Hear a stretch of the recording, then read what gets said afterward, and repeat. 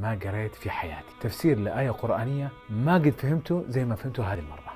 يقول الله سبحانه وتعالى في سورة الضحى: وللآخرة خير لك من الأولى.